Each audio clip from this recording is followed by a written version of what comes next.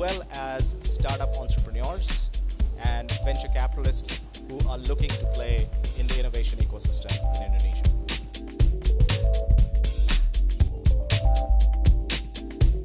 This is very exciting.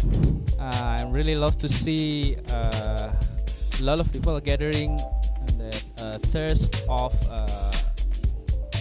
how to break barriers in growing innovation inside the company. Really, really exciting.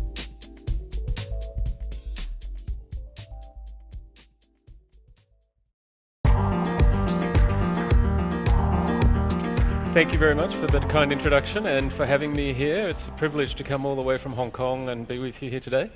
So my presentation is going to be a little bit different, for sure. It's more story-based, it's more my journey in some ways, but hopefully you'll get insights and lessons from what I've gone through. So you can see here I'm talking about trying to make a playbook. I've kind of worked out over the last 8 years or so that the formula for innovation is the same as the formula for an interesting life. And I'll explain in a little bit more detail as you go along. And so our goals here as innovators is to have an interesting life at the end of the day. And the more we can merge the two, the personal aspect and the professional aspect, I think the less anything will feel like work, the more productive we'll be, the more creative we'll be, the more satisfied we'll be, the less likely we'll get to the end of our life and say, I've got regrets. So I think we're on the right path by following our curiosity and our just our natural sense of adventure, by being innovators.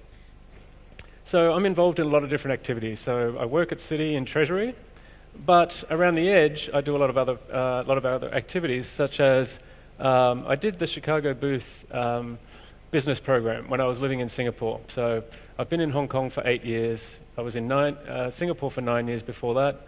I'm from Australia, had also worked in London briefly.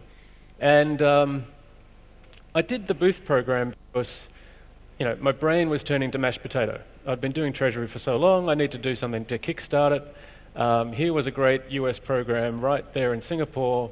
I could do it and keep my day job, and so on. So I could rationalize. It was a big investment in terms of time, energy, and money. I went in there thinking, I'm just going to refresh my brain. Up until then, it had all been finance, investments, banking, treasury. What if I want to do my own startup? I better get some marketing, I better get some strategy and stuff like that. So I went in there thinking it was 80% content, but 20% network. Halfway through it was 50-50. By the end of it, it was kind of like 99% network. You obviously still remember the content, and it's there, it's sort of in your subconscious, but it's more about building networks. And so the big idea that I took away from the program is something I want to talk about today. I'm also involved in a couple of charities, and that's become a passion of mine and something unexpected that came along through this journey. And I've listed a couple of them there. So one of them is called Resolve, it's based in Hong Kong, and one is called Music for Life International, that's in New York. So one of the best analogies I've seen for innovation is a guy in Melbourne that I reached out to via LinkedIn. LinkedIn has become a bit of a recurring playground for innovation as well, and for building connections with like-minded people. There's this guy called Roger LaSalle, and he focuses on small I innovation. So not capital I, small I. So what I mean by that is small incremental improvements within a company, not necessarily game-changing new technology or investments or anything like that. So let's say blockchain might be a big I, small I might be something that you're just doing within the company that improves the process but doesn't reinvent the whole industry. And he's got this case study of a spanner. How would you innovate that? So I'm going to leave that and come back to it at the end of the presentation and just show you a simple example that you can probably walk away with and say, we're already doing something that we could innovate, and this will give you a framework for that. So the journey so far, as I mentioned, you can read this. I think you get the presentation eventually as well, right? Everyone gets the presentation. The journey of working in Australia, then briefly in the UK, but kind of my early creativity was fueled by my passion for growing up on a BMX bike and skateboarding. So when we had Indranil talking about skateboard shoes, you notice I always wear Vans. that's the link back to skateboarding and BMX. Interestingly, pretty much all of the people here, there are opportunities to collaborate with all of the speakers here. I'm sort of listening. I've got the advantage of hearing the presentations first, and there were pieces of all of these presentations that go, okay, I need to reach out to each of these people, continue the conversation, explore opportunities to collaborate, which has become one of my formulas for innovation as well. I was interested in creativity. If you're buying BMX magazines or skateboard magazines, their industry is continuously being reinvented.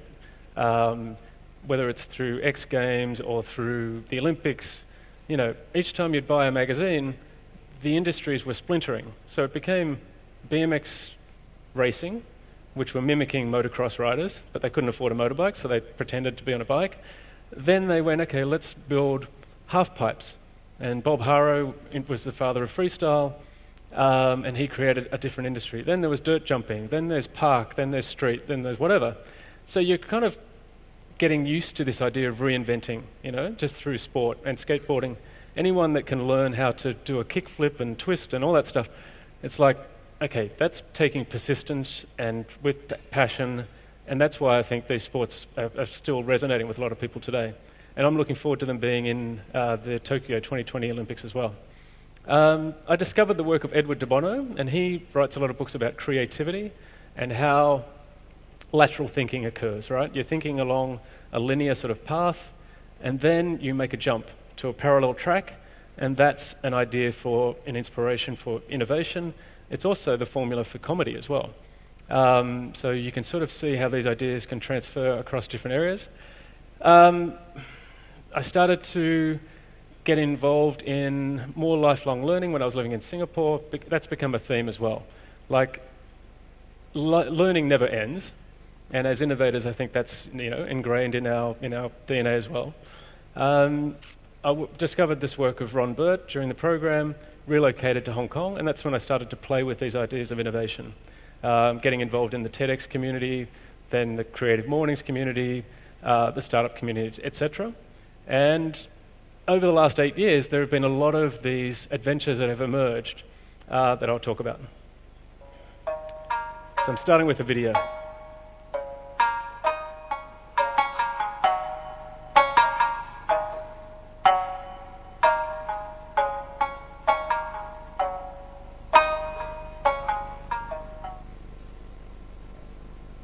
In music, one doesn't make the end of a composition the point of the composition.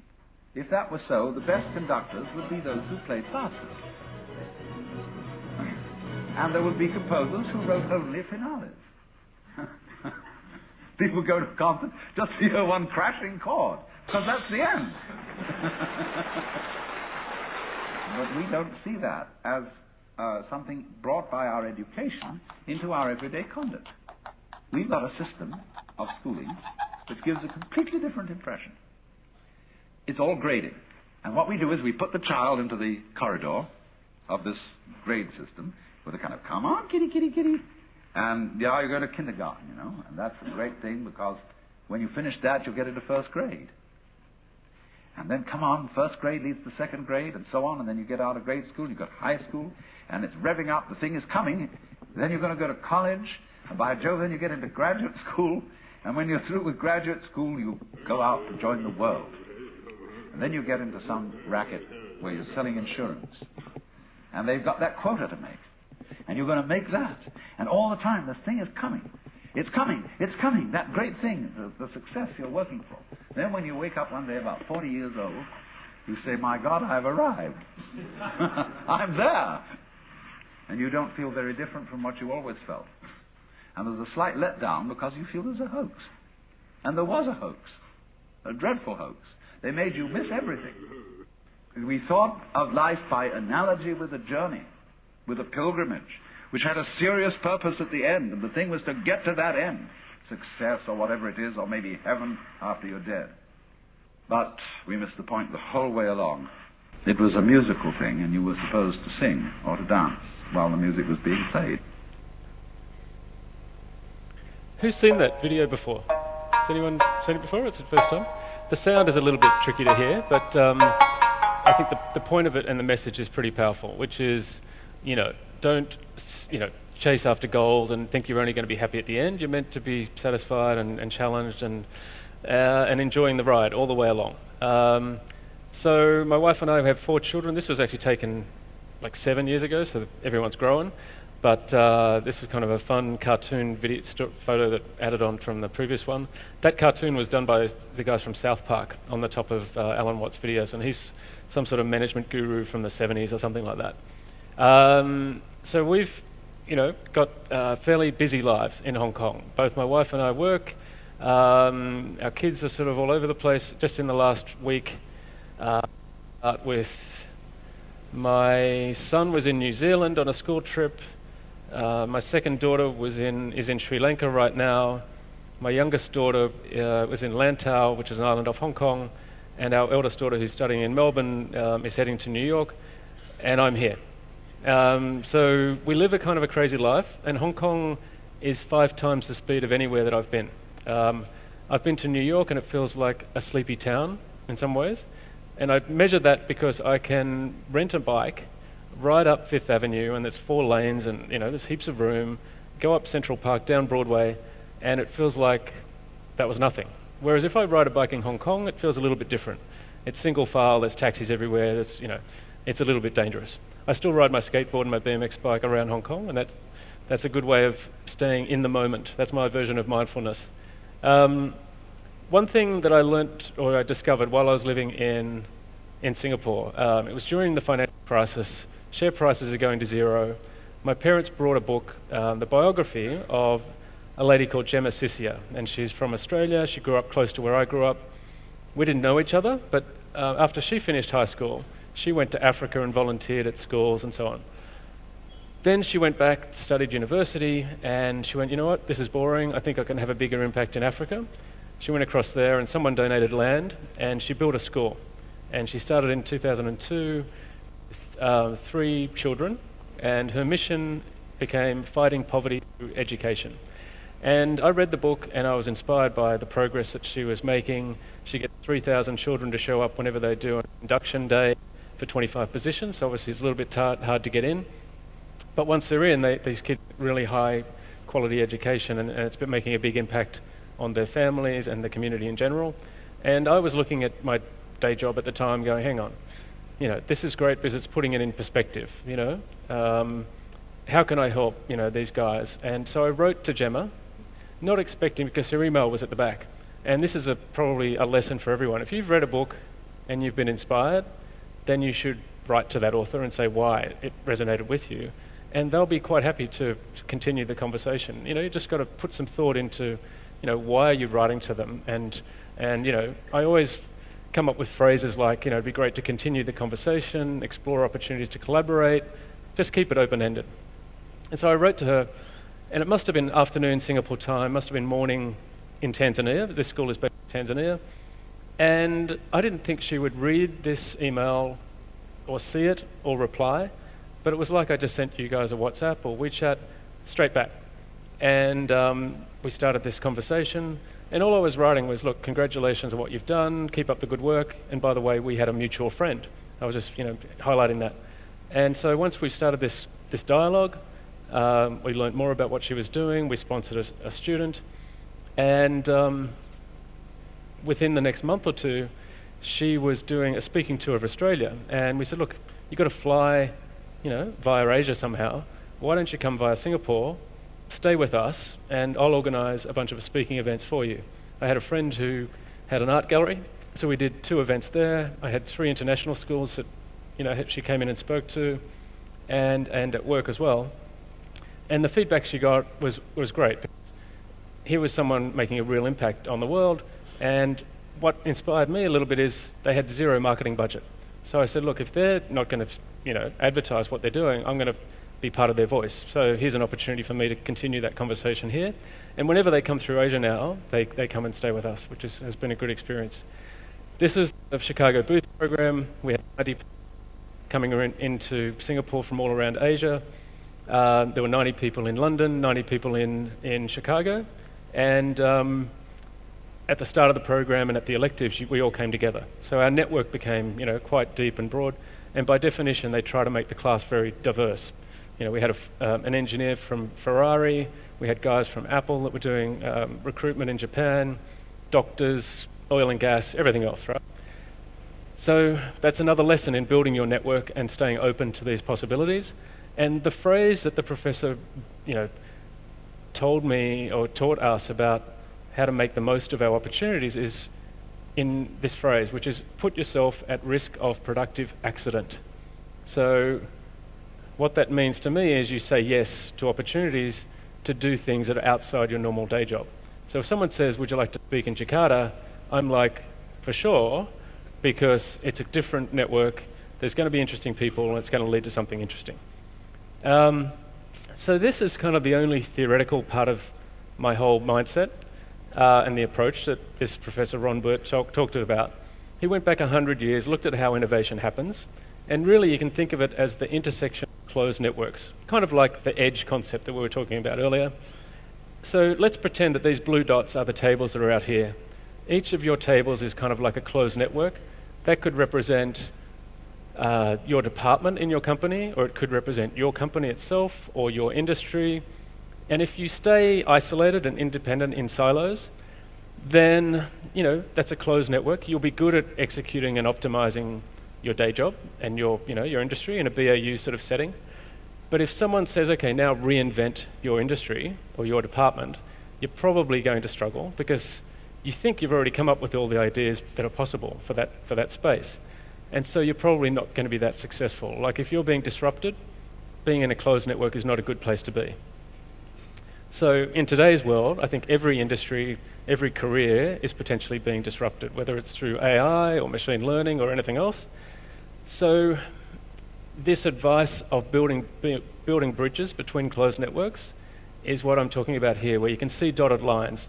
We could map all of our individual social capital by saying, look, who are the people that you know, professionally, strategically, operationally?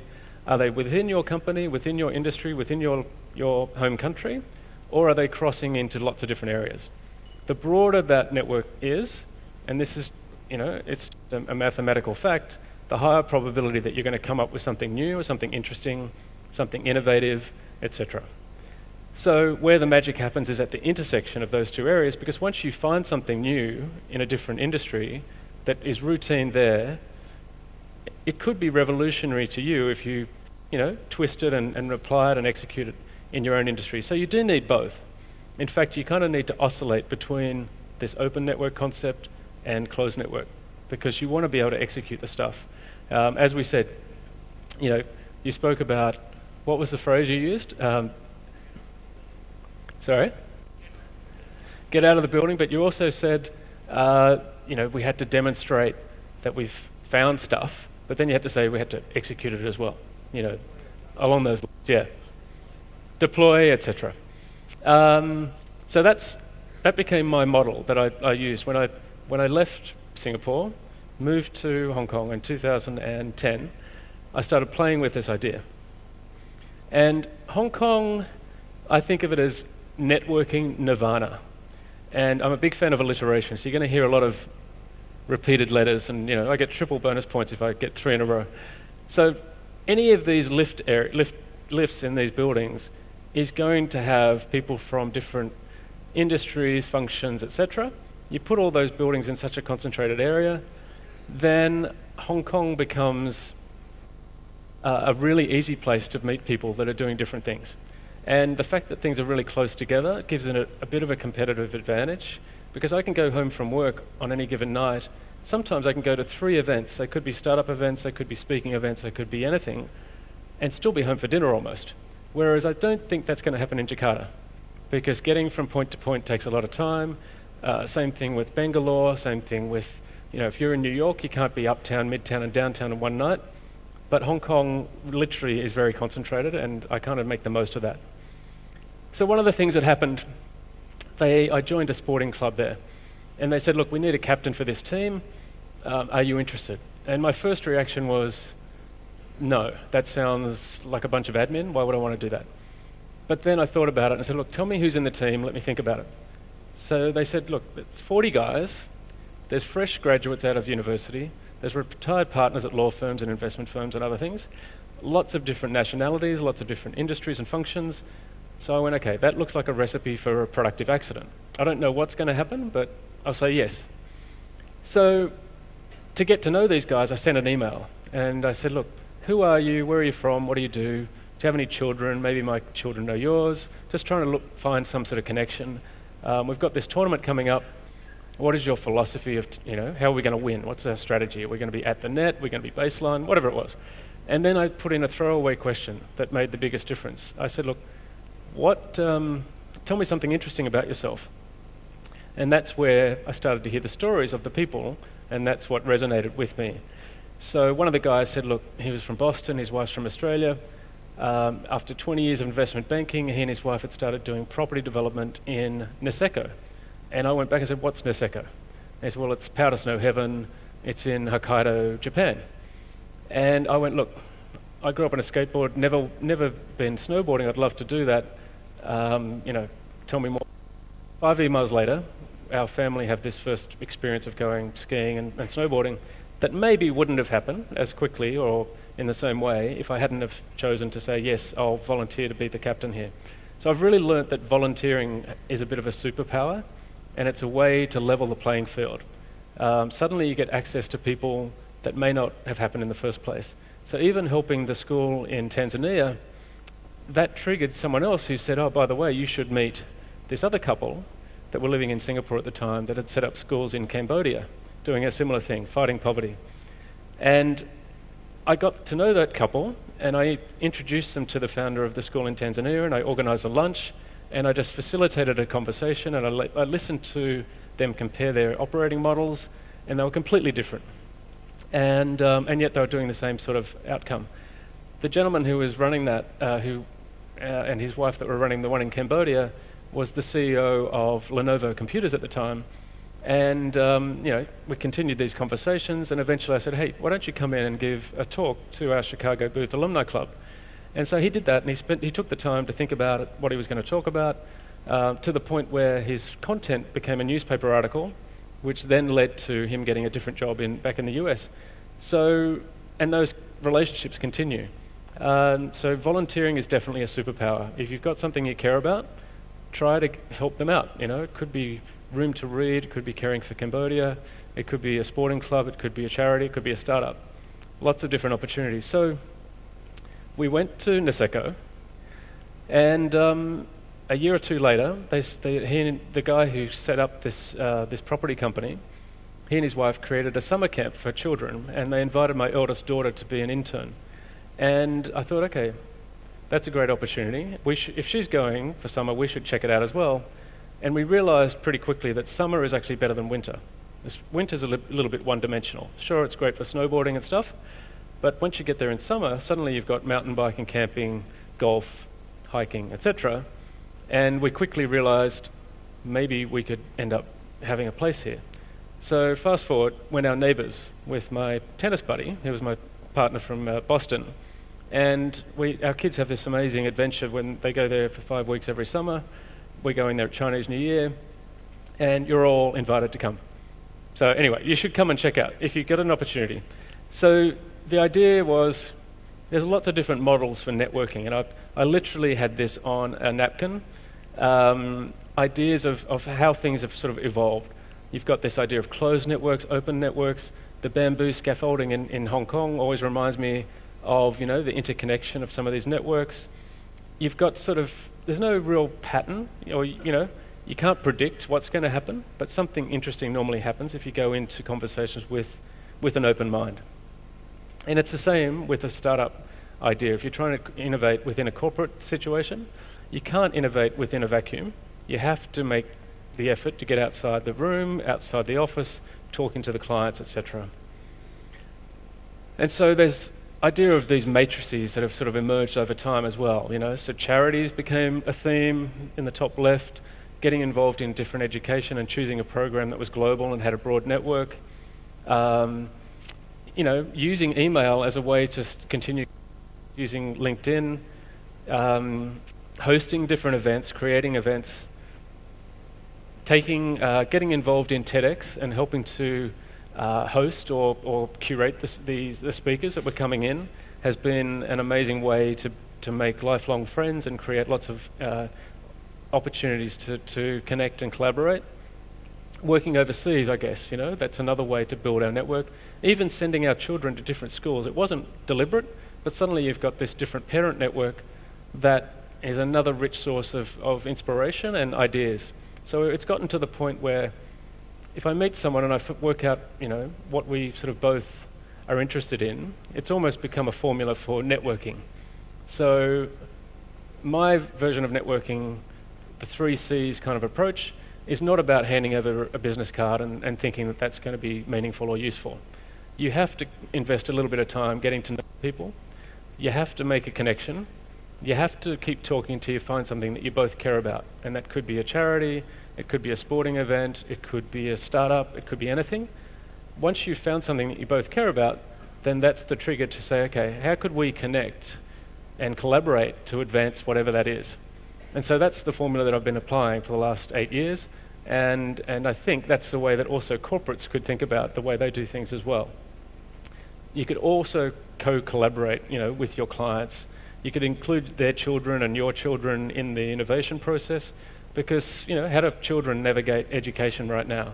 What degree can they do that's going to be future-proof? There's probably none, right?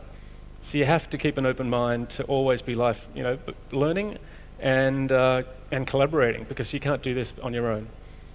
Even reading, if you're sitting here in the room here today, you've got pretty good information on who the speakers were throughout today. If you haven't reached out and connected on LinkedIn to every single person, then that's a missed opportunity as well. If you're sitting with the people that you work with, that's also a missed opportunity. You should be trying to use this time to find 2 or 3 or 4 or 5 people that you want to continue conversations with after the event. So speaking of, let's watch Picasso paint. This is a documentary that was made by a friend of his that got to capture his process while he was painting. So he was in the studio with Picasso, capturing the moment after every major change to the photo. So now watch the legs. This is a bullfighter. Look at the legs on the bullfighter on the left side. One leg down, one leg up. Now the top leg just went up. He's going to paint over that with the cape. Paint the cape red. Hide all evidence that it used to have both legs going down. Now on the right-hand side, look at his 2 hands. The one hand on the sword is open, and the hand facing forward is closed. Changes his mind, the hand on the sword closes, the hand facing forward opens. Now watch the legs in green. He's going to change his mind. The top leg is going to go down. Oh, actually, I love this. The bull's head. Imagine he's looking at this going, hey man, I'm Picasso. I can do better than that. So, okay, now look at the legs are going down. He's going to cover that up with the cape. Now, I think that watching this process and the mistakes is a lot more encouraging than just seeing a finished product. This is why you should never compare your inside to someone else's outside. We see all the mistakes in ourselves, but we only see others' final product. But if more of us would show the world our mistakes and our sweaty working process, we'd actually be doing everyone a big favor.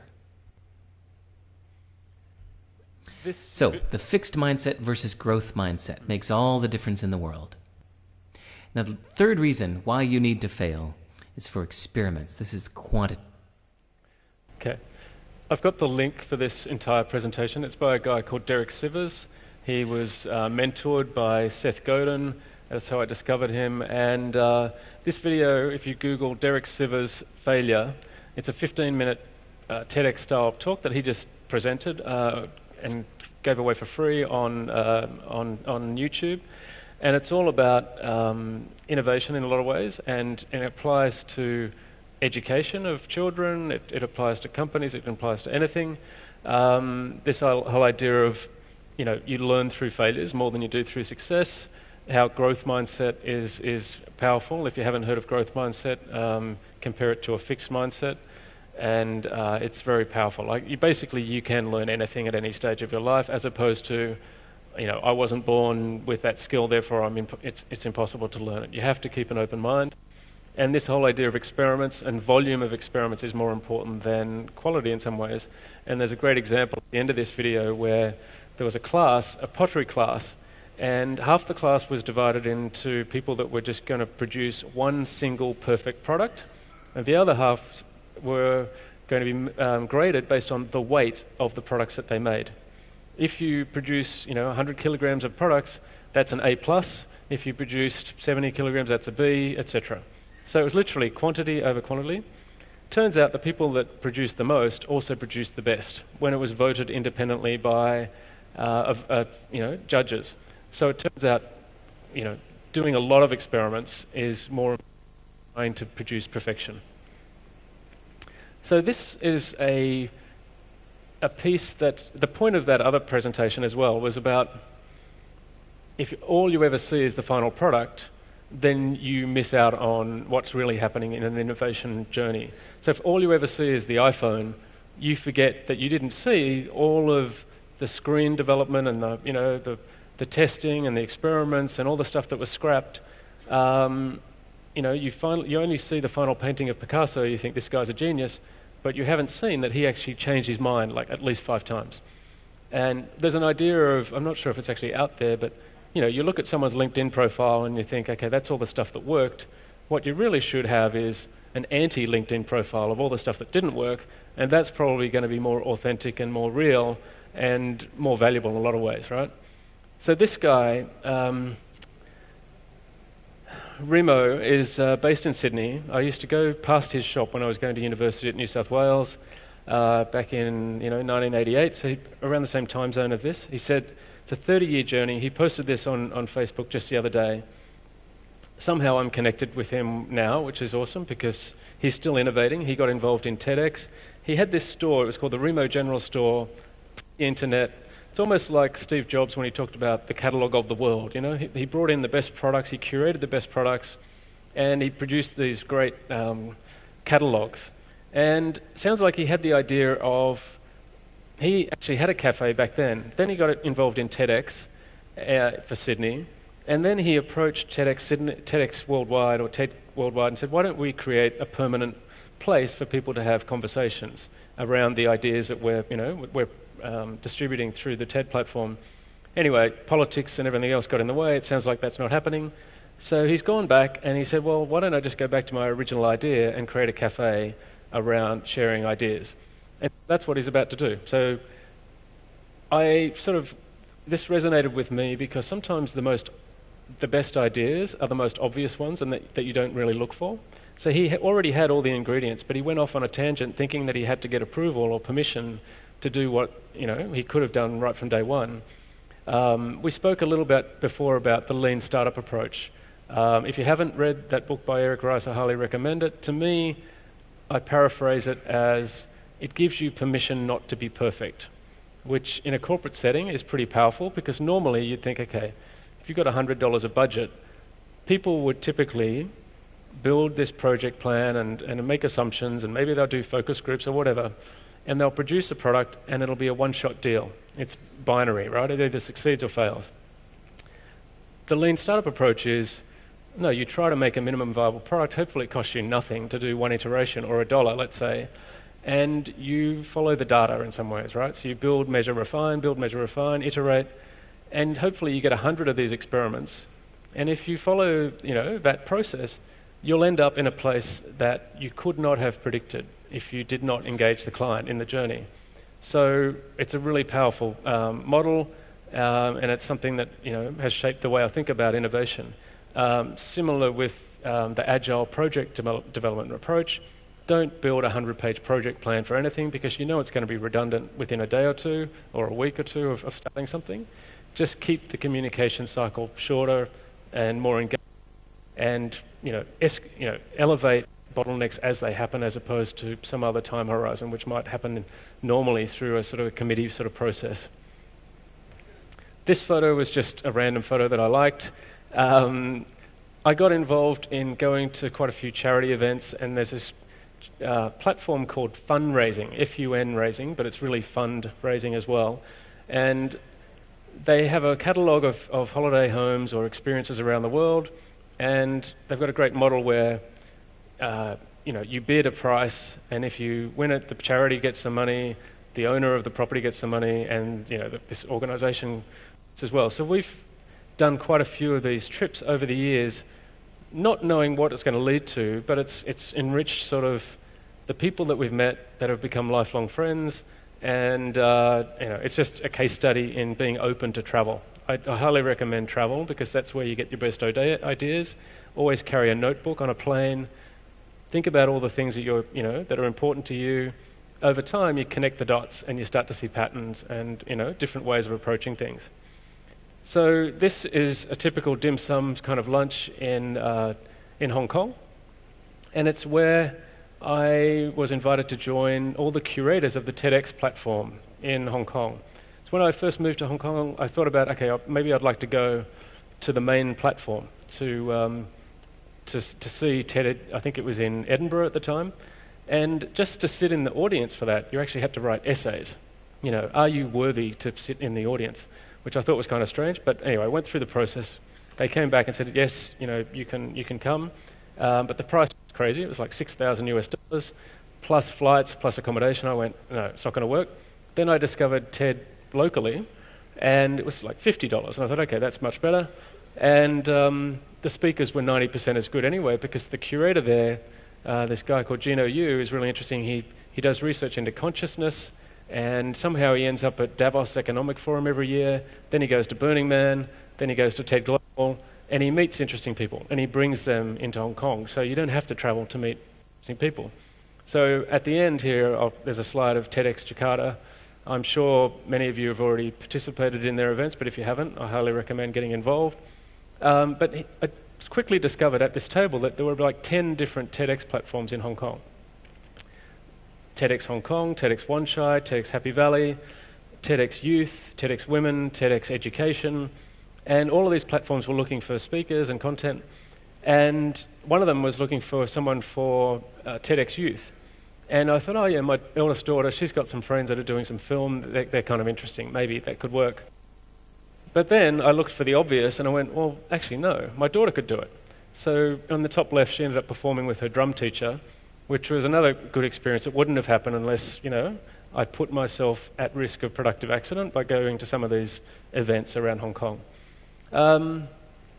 This video down the bottom here represents a documentary about happiness.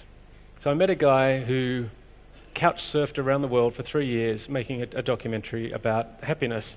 He went to countries that rate highly on happiness, countries that don't rate so well, interviewed academics and all these other people. Turns out we have a shared interest in BMX bikes, and I was invited to a dinner at short notice. The guy who curates TEDx said, look, this guy's in town, I think you'd like him, do you want to come? And I'm like, okay. I usually don't hesitate. I usually just say, yes, let's just give it a go and see what happens. Anyway, we connected, and because he said he was a couch surfer, I said, okay, so where are you staying tonight? And he said, oh, I'm okay tonight, but tomorrow night. And I said, okay, perfect, come and stay with us. We'll create some space for you. And I'll get a copy of your movie, your documentary called The Happy Movie, and I'll bring in 20 friends and we'll get some pizza and whatever.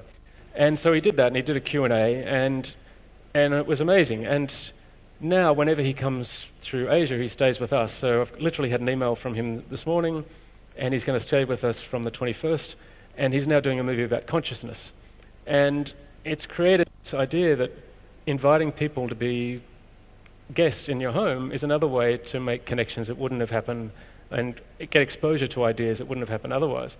And it's better for the guest as well, because they can stay with you, get first-hand information about, okay, what should they do, where are the interesting things to go and check out.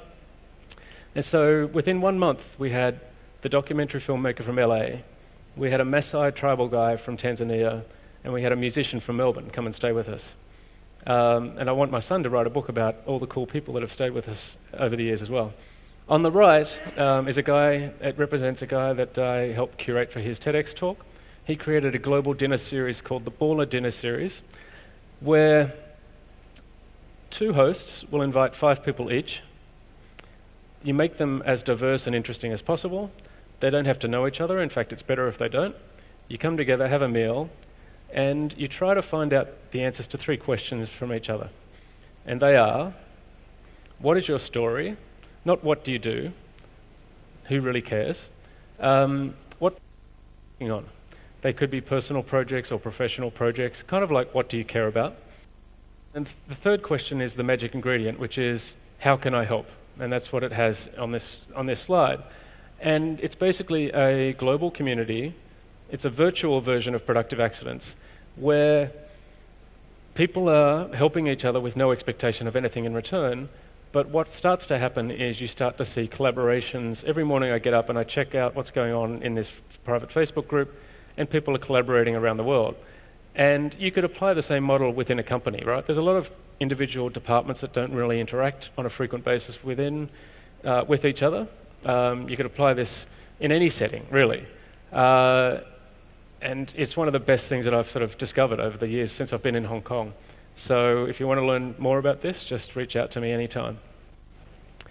Then I discovered a guy who presented a webinar to CITI, and he'd written a book called What is Your Story?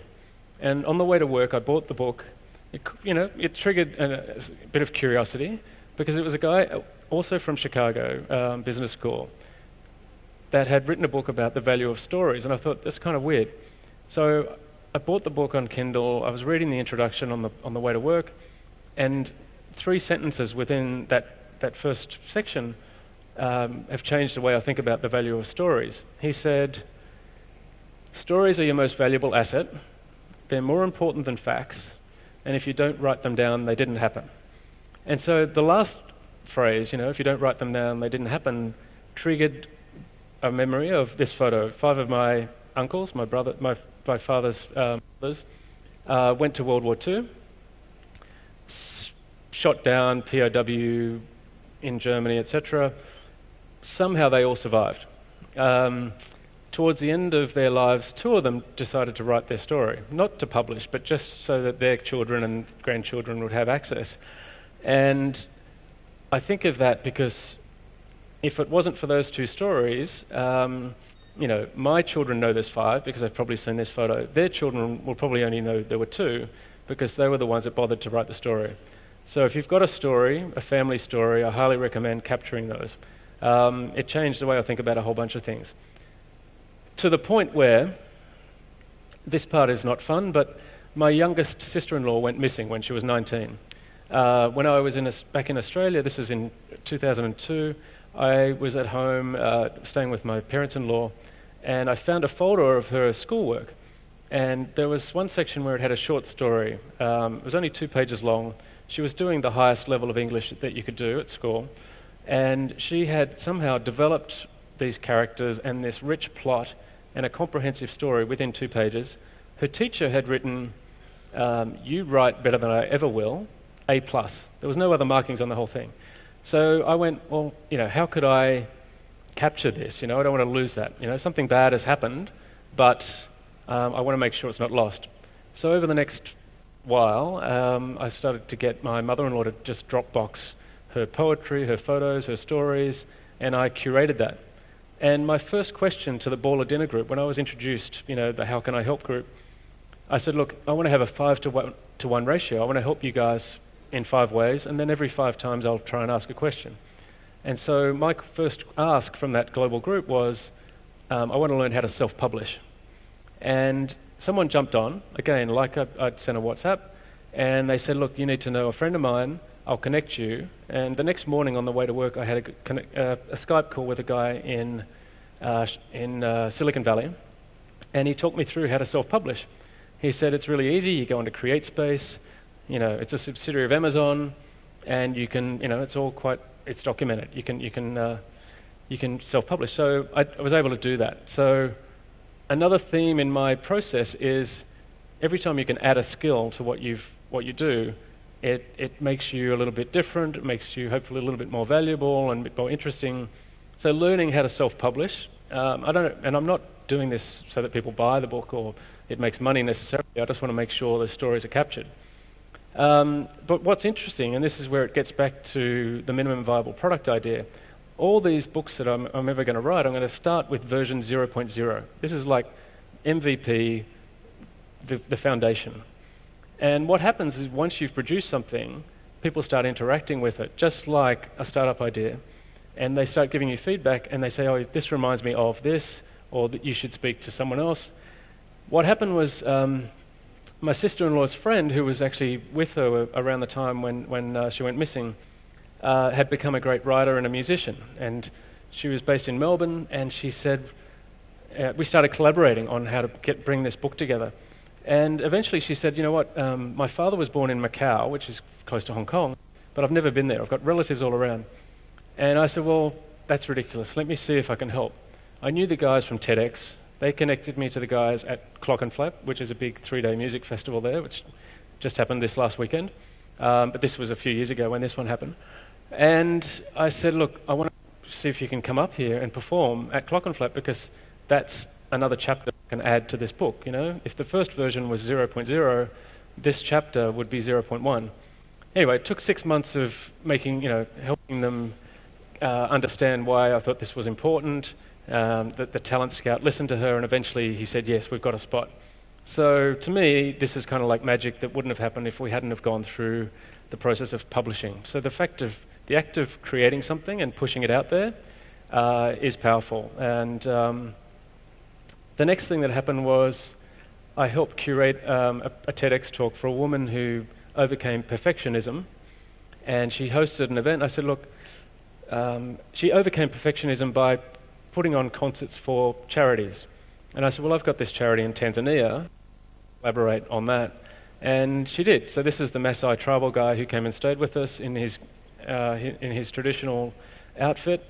She raised awareness and money for this, for the school in Tanzania, which is, through education.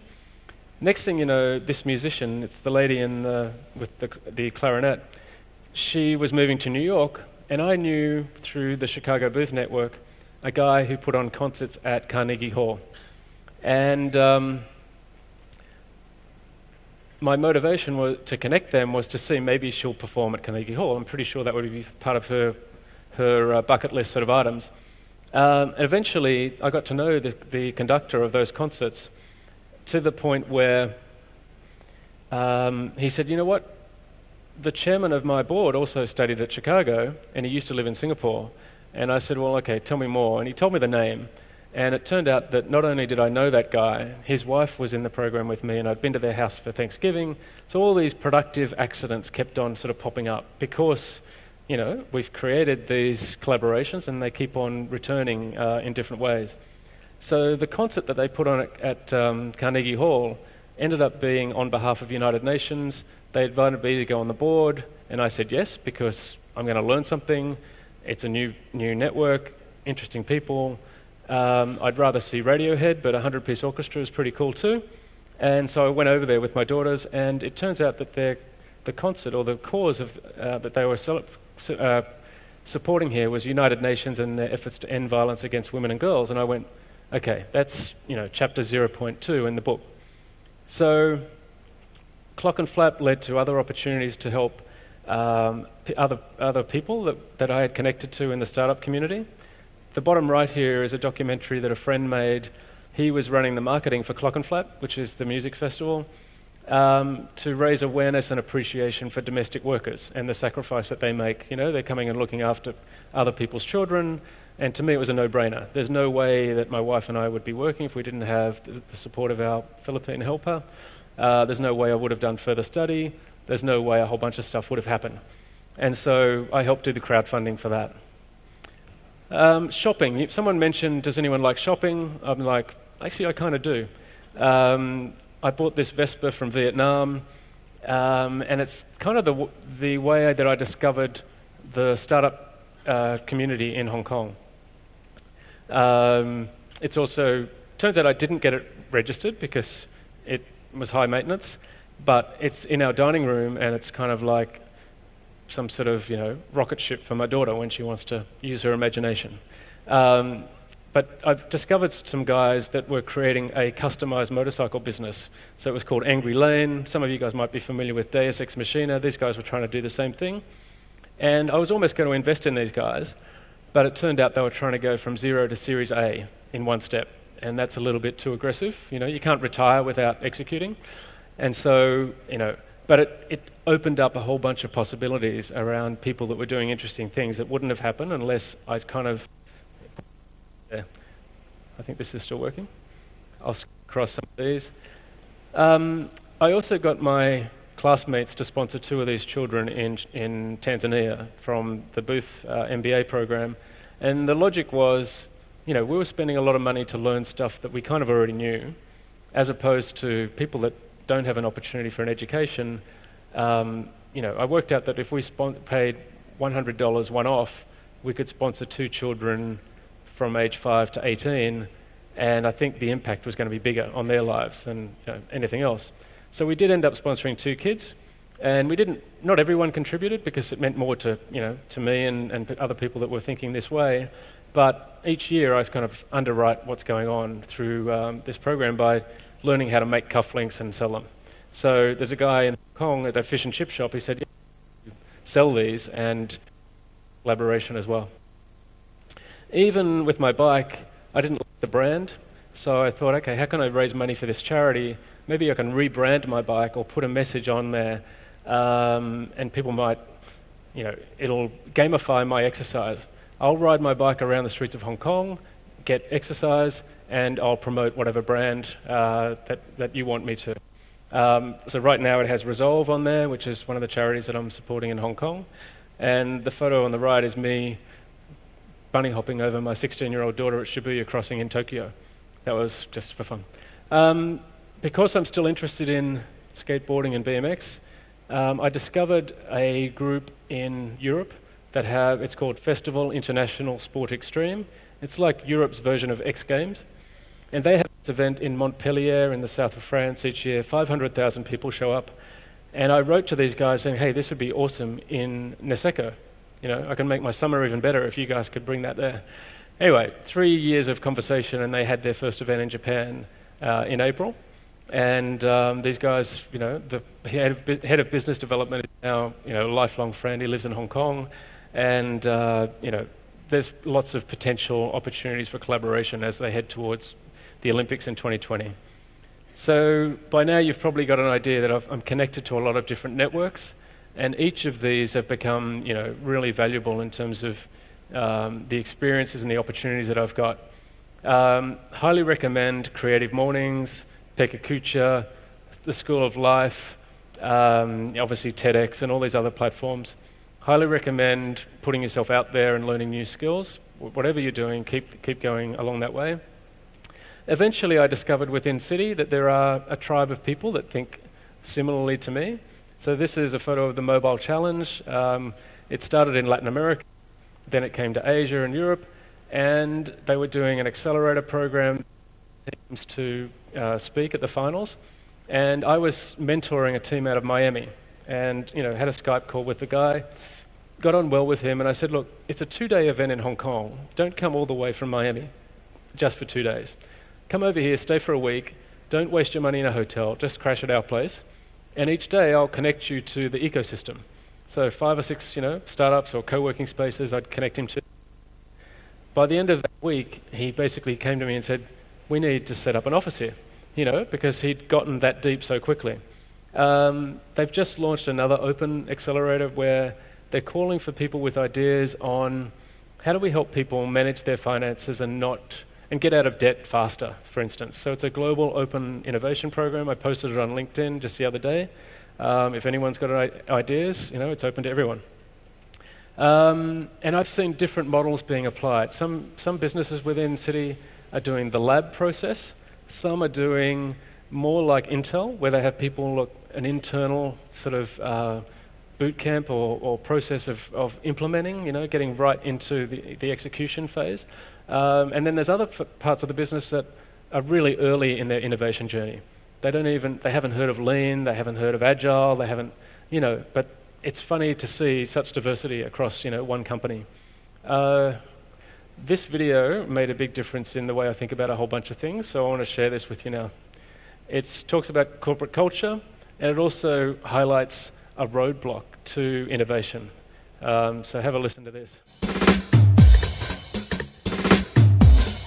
This is Eat, Sleep, Work, Repeat, a weekly series of podcasts about happiness and work culture. I've got someone who helps answer the question about whether work culture exists. Dr. Richard Claydon describes himself as a transdisciplinary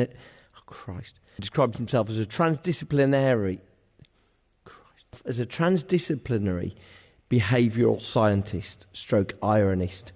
Does company culture exist? Let's try and find out. Here's Dr. Richard Claydon. In the work that you talk about how we've celebrated strategy more over the last few years at the expense of culture. Do you just want to talk through your take on the history of these things? So strategy has been around for much longer than culture. So strategy became the big thing in organisational thought in the 60s. And you had a bunch of different guys working on what strategy looked like then. You had all the military terms in organisation appearing, where you have deadlines and milestones and targets, etc. Came out of this group of thought.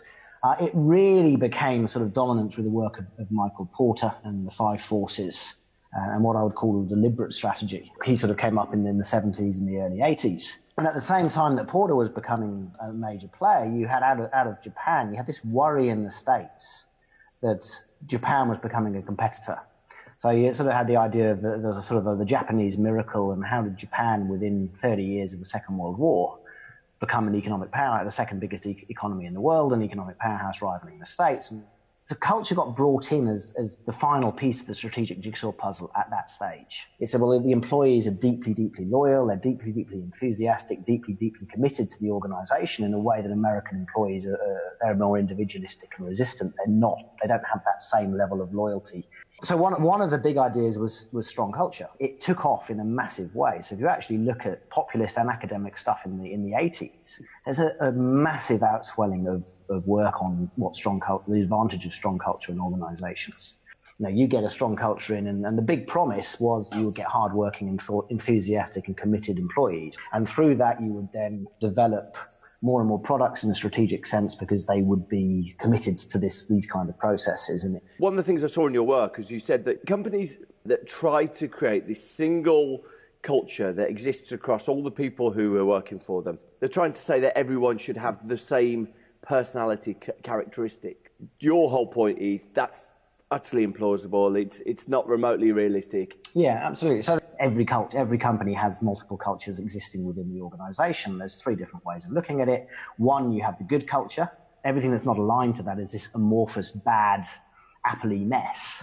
Another sort of negative way is you've never really created your culture at all. It's all fragmented and all kinds of stuff is going on. And nobody's really aligning to anything. And then sort of a middle ground is, well, you've got a defined core culture and you've got some quite defined subcultures. So at least you know how to get your communication working between these ones. You know how various different people are behaving. So that's sort of the suggestion is that it's impossible to deliver in the first place. It should work. You have a culture, and out of that culture you get certain types and certain roles and certain activities. Yeah. But it's being turned on its head, and it's like, well, okay, if we hire people with certain personality types, that will then create the kind of culture that we want. They sort of try and get all these systems to try and get the right person and get the right fit. At a very, very cynical level, culture fit ends up hiring the wrong people or the best gamers. It doesn't really do enough in terms of let's get a pluralistic group of people who can contribute to the company in multiple ways, which I think is where the future of work is going. Should companies try and move away from trying to have this monoculture? What would your advice be? So in a deliberate strategy, you sort of have this single corporate strategy, single culture that's valid for, that everyone follows it. Now, in a complex world, and complex organizational environment, that's problematic. So a single corporate strategy we're going to suggest is valid for businesses that operate in an environment of certainty, where cause and effect can be easily determined, where customers' expectations are well known and stable, and when there's no probability of new competitors suddenly arising. But that's not very realistic. Just to do an analogy about what that might look like, if you look at the polar bears in the North Pole, absolutely perfectly adapted to survival, killing everything, top of their game, everything's brilliant, but they're not expecting the ice to suddenly melt from under their feet. They don't have a secondary practice to deal with melting ice. Organizations need to have these multiple strategies going on because they are existing in complex environments. So they can't dictate this top-down core strategy. They have to allow strategies to emerge. Winning strategies appear out of experimental ideas. So Henry Mintzberg's perfect example is you have the idea of IKEA and their flat-pack furniture. Now, that happened when an employee got frustrated. He had to take the legs off his chair or a table to transport it. He said, well, wouldn't it be a lot easier if we could constantly do this rather than have to... And they made a whole business out of it. Now, this was a young, this was a nobody employee who his idea went up the organization. You put your resources into things that work now. You experiment and you keep on pushing resources into these various experiments as and when they work. So the classic way of doing that is you eliminate waste. So you get rid of unproductive meetings, you get rid of poor project management, you try and stop spending so much time on reports, you try and reduce approval bottlenecks, you try and kill your legacy systems, you try and get rid of inefficient processes. But actually to do it in the cultural sense, what you need to potentially fix then is what I would like to call behavioral waste rather than process waste. So the behavioral waste in a complex culture is you've got all these people spending lots of energy existing in these, in monocultures, trying to perform to the way the monoculture expects, where there are actually all kinds of other things going on. You get people who become cognitively confused. They don't know how to behave because they've got multiple systems telling them to behave a different way, or multiple managers telling them to behave different ways. You've got people who are emotionally exhausted. They're getting bullied and they're getting shouted at, and they're becoming very psychologically distressed because they're spending all of their energy in survival mode. And then you have the people who are the zealots, who are totally attached to a system or a technology or a process that they've spent years and years working with, and it's suddenly being pulled out from under their feet, and they'll do anything they can to protect that because it's what's given them meaning, and they'll have all kinds of toxic behaviors to try and deal with that. For me, in lots of cultures, they're the three things that you've got to eliminate. You then have to look at, well, how do you do that? So we went back to Google's Project Aristotle, where they examined what made a perfect team. So 2 years, 180 teams, 37,000 employees. And they argued that the one key difference between a really great team and just an okay team was psychological safety. But to go back to Amy Edmondson's work, so I think that's the starting point. How do you solve it? And she talks about impression management. So she says the big problem in organizations is everyone's managing the impression that they give off to everybody else. So I just added weak to the front of that. There's a form of weak impression management that's dominant in lots of organizations. And she's very clear in what that means. She says you don't want to be ignorant, so you don't ask questions. You don't want to appear incompetent, so you don't admit mistakes. You don't want to appear intrusive, so you don't offer ideas. And you don't want to appear to be negative, so you don't question the status quo. So that's what you've got to eliminate, that kind of impression management. That's when you start creating a psychologically safe environment. So effectively, what you seem to be saying is that building effective teams, absolutely something that can be a capability of a company, but the idea that those teams then aggregate up into this big monoculture is just nonsense. And I would prefer, so I much prefer to think of it as a civilization. Think of the film Gladiator. I mean, the Russell Crowe character was a Spaniard leading the Roman legion, a completely different mindset, a completely different culture, coming in and doing good work because he was just the right kind of person for that kind of role. So if you've got a whole bunch of different teams with a whole bit different characteristics, rather than saying, well, we've got to put them all into this central culture, how do we get them to communicate well together? How do we get these subcultures to understand each other so that when communication goes up and down the lines and the new interpretation of what's going on in one subculture by the other, and there's huge value by having these new interpretations. So you get that communication working well and you go, oh, wow, I didn't think of it that way. And suddenly you're moving forward again.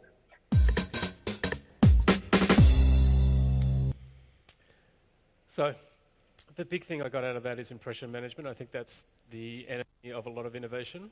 There's a lot of wasted resources, time, etc., going on, if you can get a leader to recognize that, and if you can get a situation where no one cares who gets the recognition for innovation, then a lot of good things can happen. So TEDx Jakarta, I just saw, you're active here. You should get involved in that. Yes. Thank you, guys. Thank you very much. Okay, so final sessions and final Q&A. So please take out your mobile phones again, and then open your browser, and then type polf.com/chias, and just punch in your questions and click submit. Okay, while waiting for more questions coming in, sure. This is very interesting what you've been presenting, because I think what you were proposing is quite different from was proposed by our previous speakers. You see, our previous speakers proposed a more designed and structured process of innovations, right? But what you proposed is an accidental process of innovations, productive accidents. My question is this: how do you actually apply the idea of productive innovations within big companies so that you can tell that at the end of the road, there is something that is beneficial to the company in the long run? I think at the end of the day, you're going to be having multiple things happening at the same time. They become complementary. So I'm a big fan of data-driven decisions, and yet I also like this idea of being more experimental and organic and so on as well. You do need this mix of open and closed. Closed is where you get the execution stuff coming in. Getting experiments that are backed by data, the way I think corporate innovation can happen, and it doesn't have to cost a lot of money. In fact, the best innovation could be zero cost. It doesn't have to be a huge tech budget that runs over multiple years, but you just need to have people coming up with ideas. It could be the janitor, it could be the CEO, where someone has a hypothesis that says, I think this will resonate with clients. And then you go about designing an experiment that will enable you to measure that and prove, is that actually true? And the more you do that, so people will self-identify with different roles in this. Someone might say, well, look, all I do is the operations part of it. I'm not comfortable doing the rest. Other people will say, yeah, I really like connecting and I like building these bridges. And so people will specialize a little bit. But once you've got the ideas, then you need the discipline, some sort of steering committee, some sort of structure, but you want to make it as nimble as possible and be led by the data, not by the person that gets paid the biggest salary or whatever it is that we spoke about earlier. So, because you were mentioning about voluntarily travels, meeting new peoples, and even inviting people to your homes, and that way you get the connections, and then innovations happens there. So how do you apply that into the corporate settings? Well, I think people just need to be, shown that this is possible. And if you've got a global company, you've got this massive network, and what I find is that we're not activating that network. We're very inward. So my formula for innovation in some ways is, first of all, reboot the culture a little bit by just saying, look, let's make sure we define our why individually and collectively, which is what are your core values and beliefs, right? And then you try to apply that. And you're already doing lots of individual initiatives across an organization. Make sure you communicate and you make those initiatives mutually reinforcing. And then you say, okay, now let's activate our network. It depends on what phase you're at. If you've already got the next iPhone under development, all your attention is probably going to go to shift to that, right? But if you're still yet to find the next product, the iWatch or the Apple TV or whatever they want to build, then you go into this other focus. Right. You need both. And get out more, right? Get out more is one way. So the first questions. We live in Indonesia. Sometimes age, seniority, status still matters for us. How can millennials break these boundaries to start open network with older people who are more experienced and wise than them, when not all people are open-minded enough? So one thing that I help co-chair within CITI is they've created, I guess, these subcultures deliberately that was represented in that last video. So they have a diversity network focused on multiple, cross-generational themes, right? Or they have another one that's focused on women, and etc. So the way I run that is I say, okay, what matters to all generations? You know, to me, it's creativity, lifelong learning, you know, collaboration, whatever. So what is, you know, cuts across all these different platforms. And some of the ideas that have emerged are, you know, why don't we do reverse mentoring? You know, because there's older people in the company that aren't familiar with Snapchat or, you know, whatever, just regular social media. There's young people that don't really know, you know, what happens during a financial crisis. Maybe they haven't lived through it. How do you get the best of both, right? The energy of the youth and the experience of the more senior employees. So I think if you, you know, deliberately create these dialogues or these opportunities to speed mentoring or reverse mentoring, then maybe that's a way to introduce the idea. Do you think that will work in Asian countries, especially Indonesia, where the gap of the seniority is actually... It depends on the attitude, I guess, of the senior management, right? If they're looking for new ideas and they want to engage, you know, the younger millennials, right, then, you know, maybe... I'm not sure how to get through to those people. I'd be happy to have a conversation with any of these, you know, seniors that you think might be resistant to this idea. Right. A second question is, one of my tasks is to create a program or strategy to encourage senior leaders to have broader networking outside the company, and I don't know what exactly I should do. Please give me advice on that and how to measure that the senior leaders are really improving their networking. I think maybe this case study or this story of productive accidents is useful, right? Because it's hard to imagine until you've actually put this into practice, right? It's gotten to the point where the phrase has become, put yourself at risk of productive accident, trust the process, and wait for the magic to happen. Right. Like the conditions are there, and I know that something interesting is going to happen. I knew something interesting was going to happen coming here. I wasn't sure what. But you literally have to trust the process. Right. Okay. The third question is how to build innovative mindset in our employees. I think reading things like the Lean Startup, I think, you know, it goes into quite a bit of granular detail around how you measure stuff. But if people have a framework for innovation, like closed networks, open networks, okay, which group are you in, self-select, and separate the room physically and say, okay, you're doing this, how are you going to do that? And measure, like, you get what you measure kind of thing was mentioned earlier, right? And if you say, look, your scorecard now says you'll get an A+, the more experiments you do, people will suddenly start to organize around that, and it'll start to happen. And they'll start to see the results, and once they've seen the result, they'll do more of it. Right. And it becomes, you know, it'll build momentum. Okay. The fourth one, everyone have their unique talent. Is it possible to create bank of innovation to accommodate the anti-mainstream idea due to uniqueness of talent that might be interested being developed in the future? So what is the bank of innovation? Is that referring to a database of innovation, or is it literally a financial bank?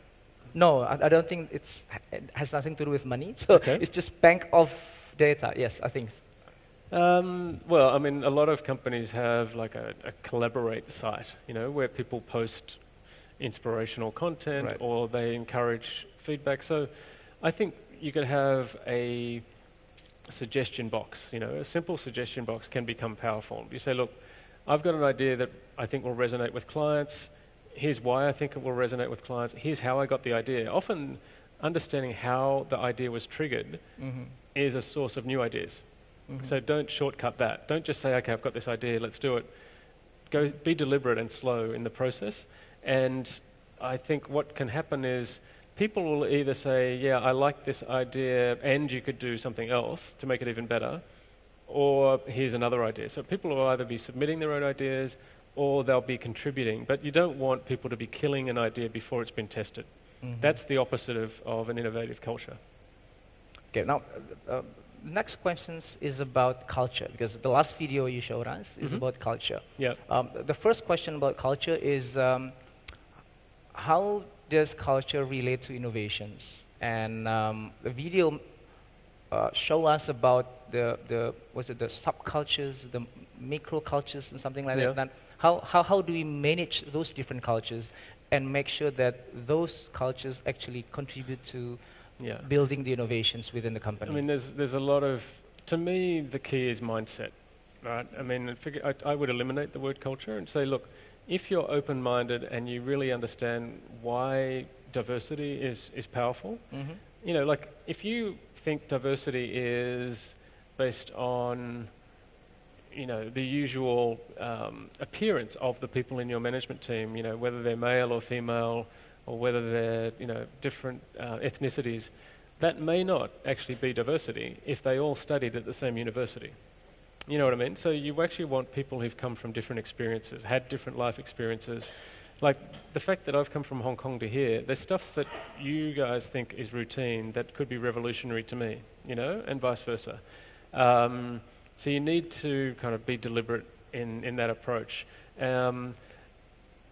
People might think, oh yeah, we're going to have a better culture if we put a ping pong table, or, you know, or if we suddenly get rid of the offices and just have open plan.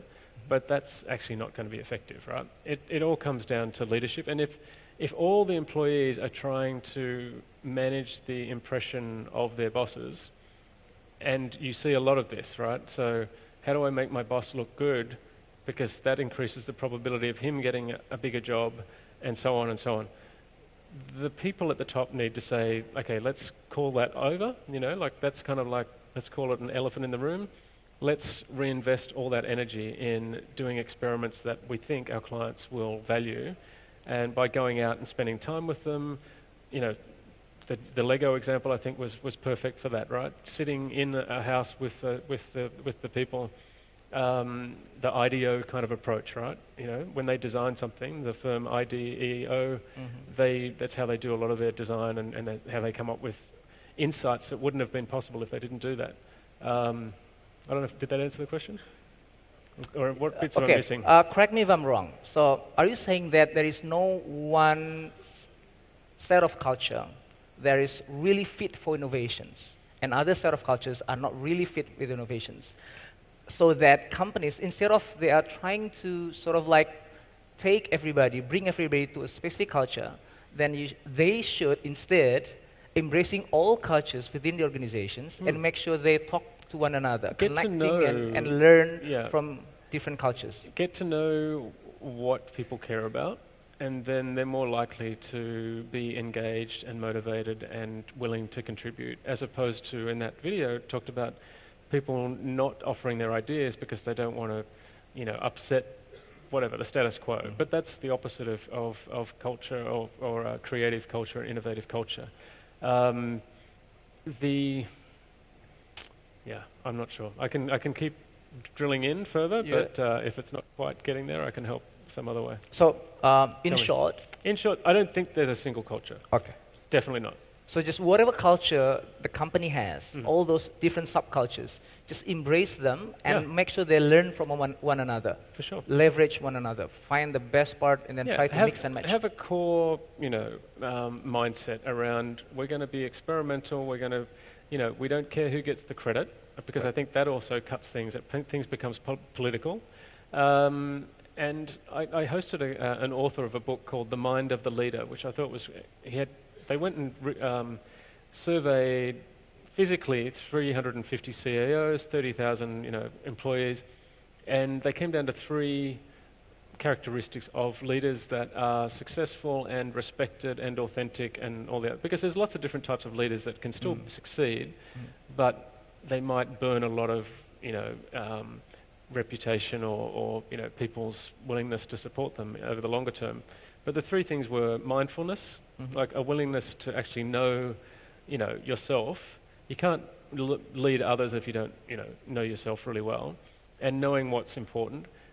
This idea of selflessness, where you don't care who gets the credit. And the other idea was compassion, which I thought was interesting because compassion sounds a bit soft in some ways, but this was more about making really tough decisions. So for instance, they had an example of JW Marriott in the financial crisis, and suddenly, you know, their occupancy went from 80% per night down to single digits, and they had to make a decision. Do we sack a lot of people, like most companies would, because, you know, we've got quarterly earnings and maybe our shareholder expects this? Or do we use this time to retrain them and reinvest in the staff And they took that hard decision because they knew compassion. They knew these people had, mortgages to pay and children at schools and everything else. And so that's a tough decision, right? Okay. But it turns out when the financial crisis, started to improve, their loyalty and engagement and client service went through the roof, and their innovation and everything else, generated a positive return. So making tough decisions is just as important. Right. One more thing about culture. Which one is better, you think? One is that the top management define the cultures and then start training everybody on that culture, or instead, everyone sort of like collaborates and together define the company cultures, and then moving up. The second one, of course. The second one. Because you can't say, okay, you used to skateboard, now you're a ballerina. It just doesn't work, right? You've got to embrace people's core interests and motivations and bring out the best of them, right? So, yes, there's no way that you can change someone's personality. Okay. Here's another question about explorations, right? We all know that Google allowed 20% of the employees' time to pursue something that they are passionate Apparently that's about. not actually true. That's not true.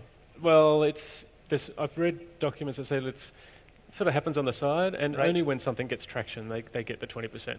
It may not happen automatically across every employee. So in your opinion, if somehow we want to adopt that idea about allowing employees to pursue something that they're really passionate about,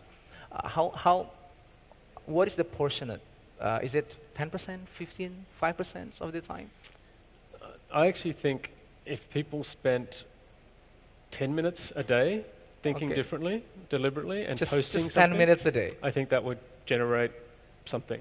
Whether it's submitting an idea, like I said, the suggestion box kind of idea, or contributing to another idea, and everyone doing that on a continuous pattern, you'll start to see patterns and ideas on, okay, this is worth more attention, and it'll turn into more time.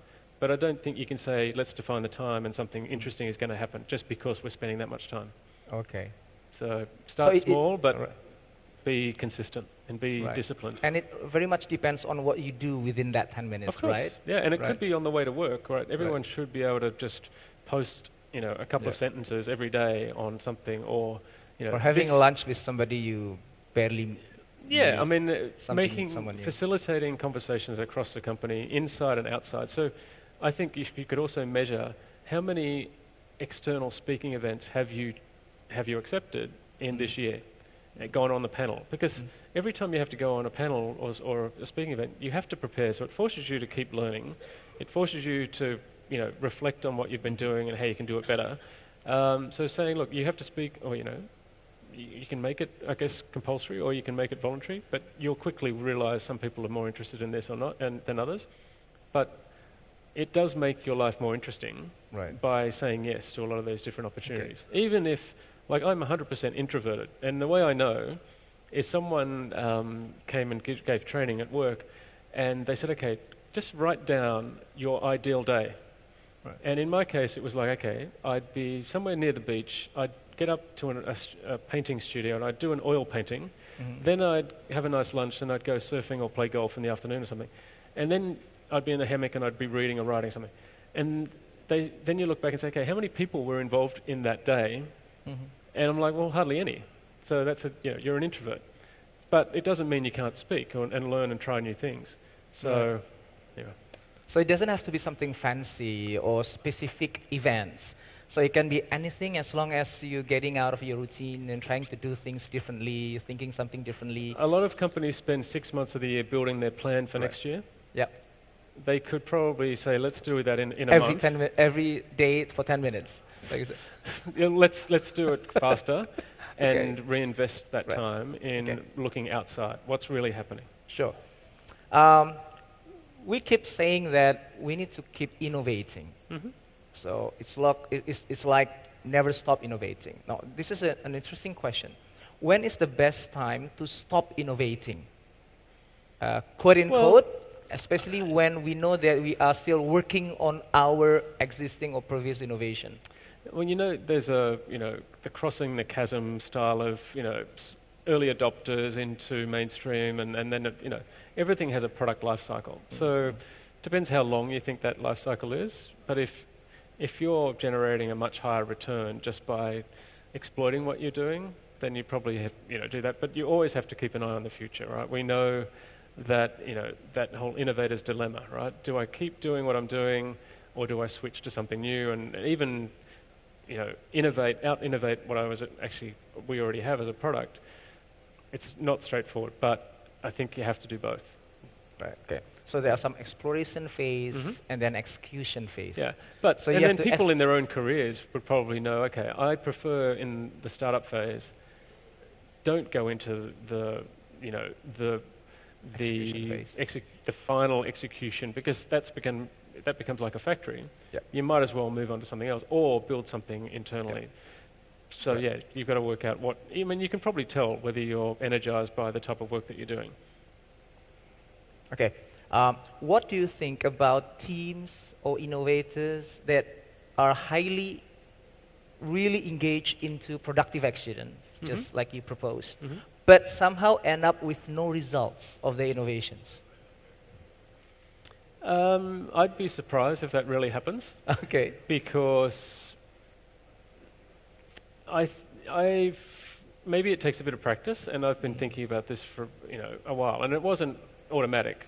When I first heard this idea of productive accidents, the classic case study that I kind of always talk about is, Steve Jobs goes to Xerox, and Xerox have this device where you wiggle it here and it makes the cursor move, but they don't know what to do with it. And he was the one who had the vision to say, that's going to be pretty good in my garage. Build that onto so people suddenly don't have to type code to tell the computer what to do. They can just click on the file, menus, whatever. Or in his case, even though he dropped out of university, he dropped in on classes that he was interested in, like calligraphy. And you think, what's that got to do with anything? But suddenly type font became one of their key differentiators. Designers loved it, architects, whatever. And, these productive accidents can happen. Even, a lot of these products that companies have innovated already existed. So there's a great book called Steal Like an Artist. I don't know if you've come across it. Yes. Yeah, yes. So Austin Kleon, nothing is original. It's all about how you see something in one field, combine it with another, and that's innovation, right? So you don't have to be inventing stuff, and I think that was mentioned earlier as well. So there will be results, we just don't see it yet. Is that what you're saying? Well, I think keep experimenting until something works, right? Okay. You're going to be led by what your clients are prepared to pay for. Okay, you keep saying the importance of networking, meeting new people, but you also mentioned just now that you are 100% introvert. Yep. So how do you manage to well, let's not say to 100%. Let's say I'm 50-50. Let's say that. But I have a preference definitely for introverted. Right. Yes. So for the introverts in the room, so what... How many people think they're introverted? I actually think a lot of innovators could be introverts. They're more... I don't know. I might be generalizing, but... Yeah, anyway, it's one idea, and maybe there's research on that somewhere. But do you have any suggestions for us, the introverts, to actually wanting to go out, network with people, meeting new people? Well, you network one-on-one. You know what I mean? So if you're sitting at a table, you don't talk to 10 people or 5 people at once. You grab one person at a time, say, let's go for a coffee. Okay. And most people can talk one-on-one, right? Right, yes. So, and that's where you start to learn what people care about, opportunities to collaborate. So even for my children, at the graduation of the program in Chicago, we met a French couple, and they had children. We worked out that their children were the same age as ours. And I said, well, I'm taking my wife to Paris at some stage. Maybe we can catch up. They organised a soccer match for our kids. We went back to their place for dinner. Then we said, our oldest, we're turning about 14. We said, why don't we create an unofficial exchange program? So their son came and stayed with us for 2 weeks. Our daughter went back. And, opportunities started flowing to, not just the adults, but the children and so on. So, yeah, keep conversations going. You know? Because, at the end of the day, a lot of this is relationship-based, I guess, and within half an hour, I can become a lifelong friend with somebody because I know, I guess it's a formula. Yes. Once you work out that you both care about something, then that builds trust and that builds opportunities for, lots of possibilities. Right. Last questions, and I think the answer for these questions will conclude the whole summit for today. You are the Director of Business Treasury at CITI Asia Pacific. So what do you think about Indonesia as a country in terms of our capacity to innovate, especially in terms of corporate innovations? Well, I was thinking about this a little bit on the way here, and Indonesia has how many islands, independent islands? Yes. Tell me. How many islands is Indonesia? 17,650. So to me, that's a lot of closed networks, right? So you need to build bridges, not physical bridges, but you need to keep them connected, and you need to think about different ways of delivering. Like Singapore, you think it has a disadvantage of being so small, but in some ways it's an advantage because they can have all the infrastructure in one place. Yes. You guys need to overcome that, and digital is the way to do it, I guess, right? Right. So you can stay connected through, any platform that has Wi-Fi. So hopefully every 17,000 island has Wi-Fi, and everyone can contribute to the innovation and the quality of life for Indonesia going forward. So back to your key message, connections, building bridges. For sure. Yes. Yeah, connect, collaborate, etc. Thank you very much. Thank you for sharing. Thank you. Cheers. Round of applause. Thank you And for we having do have our token of appreciations. Oh, Thank you for coming over from Hong Kong. You're welcome. It's a privilege. Yes, and hopefully we can have more time to collaborate more. For sure. With you Yes, too. and I hope you come to Hong Kong and you Sure. can stay with us too. Sure, I will. Yeah, that'll be good. What did we do last time? You guys did it like that, right? Yep.